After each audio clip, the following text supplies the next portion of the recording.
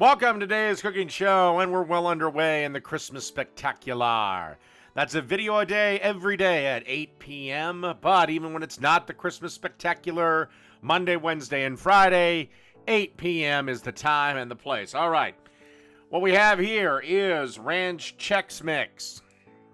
So what you want to do, or Ranch Party Mix, whatever you want to call it, is get 4 cups of Rice Chex, and 4 cups of corn Chex, and then put them in a bowl. And then you want to grab a cup and a half of pretzels, and then you want to be preheating the oven to 275 degrees. And then you want to add a cup and a half to 2 cups of Cheez-Its. And then you want to add 1 pack of ranch seasoning mix, followed by 6 tablespoons of melted butter. And then you want to finish this concoction off with 1 tablespoon of Worcestershire sauce, or Worcester sauce, whatever it's, however the fuck it's pronounced. Then you just want to cover the bowl with tin foil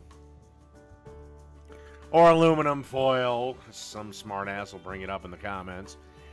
And then make sure it's nice and sealed.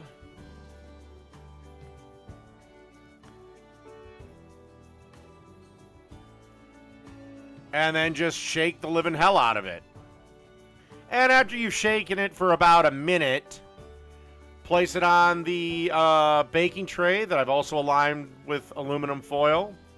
And then pop it in the oven for 40 minutes.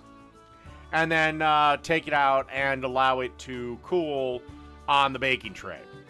And then transfer it to a bowl, preferably a large one with a lid on it. Okay, it's baked. It cooled for about 20 minutes. And then I just popped it into this bowl that has a lid on it. And that's really it. Ranch Chex Mix. Done. Oh, it's also perfect for any Christmas potluck or Christmas party or anything like that.